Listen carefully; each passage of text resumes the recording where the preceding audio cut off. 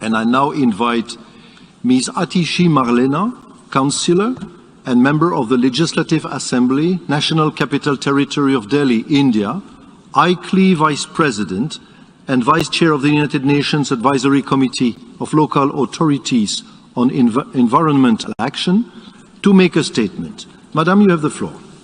Excellencies of the United Nations, ladies and gentlemen, I am here today as a representative of the Government of the National Capital Territory of Delhi, India, and as Vice President of ICLEI and Vice Chair of UNACLA. All of us present here come from different cities and countries, but face common challenges. How to provide our citizens high-quality public services while ensuring equity, ecological sustainability, and fiscal prudence. From the early 90s, there has been a growing belief that the provision of education, healthcare, water, electricity to all citizens is far too expensive, and that governments which provide these services to all citizens end up spending too much and going into debt. So governments, especially in the developing world, have started withdrawing from these services.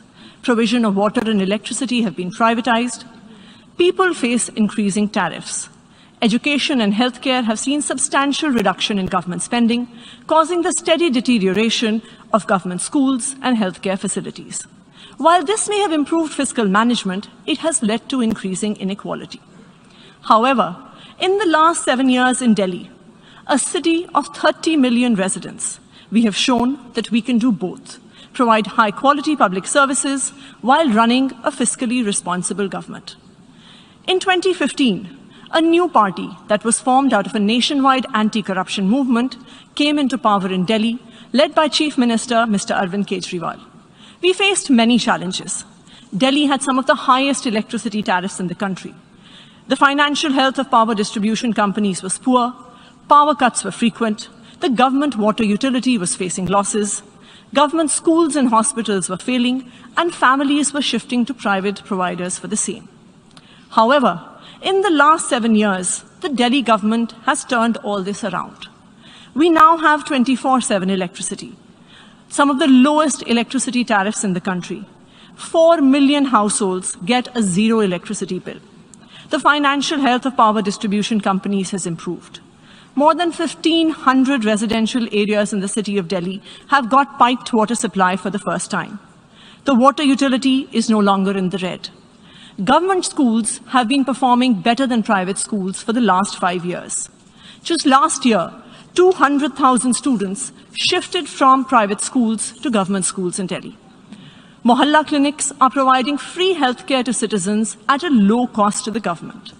And all this has been achieved with increasing revenues and budget sizes. The total budget of the government of Delhi has increased from 300 billion rupees in 2015 to 750 billion in 2022.